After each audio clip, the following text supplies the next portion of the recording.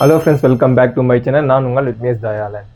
நம்ம சேனலில் mutual fund, stock market, tech tips and banking process இது எல்லாம் சிம்பிளாக நம்ம லாங்குவேஜில் தமிழில் எல்லாருக்கும் புரியுற மாதிரி சொல்லி கொடுத்துட்ருக்கேன். உங்கள் லைஃப்பில் மணி ஹேண்டலிங் டிஜிட்டல் ஸ்கில்லை இம்ப்ரூவ் பண்ண இந்த சேனல் ரொம்ப யூஸ்ஃபுல்லாக இருக்கும். ஸோ நம்ம சேனலை சப்ஸ்கிரைப் பண்ணி பெல் ஐக்கான ஆளில் போட்டுக்கோங்க. சரி, வாங்க இன்னைக்கான வீடியோக்குள்ளே போகலாம்.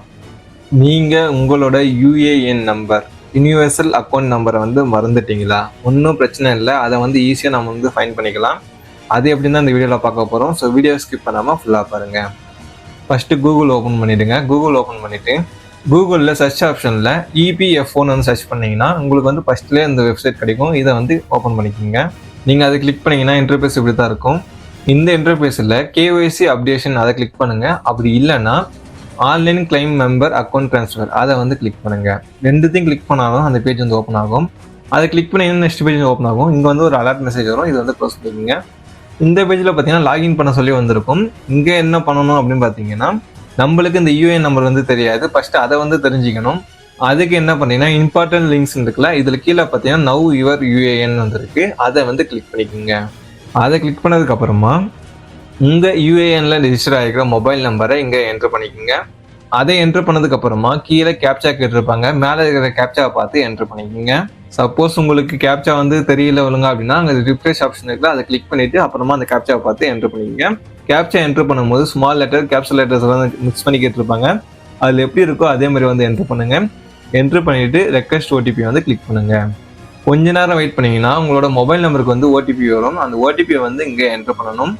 இந்த ஓடிபியில் என்ட்ரு பண்ணுங்க. சப்போஸ் உங்களுக்கு ஓடிபி வரல அப்படின்னா நீங்கள் கொஞ்ச நேரம் வெயிட் பண்ணீங்கன்னா அங்கே செகண்ட் ஓடுதில் இது கம்ப்ளீட் ஆனதுக்கப்புறமா ரெக்வெஸ்ட் ஓடிபி அகைன் அதை கொடுத்தீங்கன்னா ஒன் மோர் டைம் நீங்கள் ட்ரை பண்ணலாம். அப்போ உங்களுக்கு ஓடிபி வர வாய்ப்பு இருக்குது.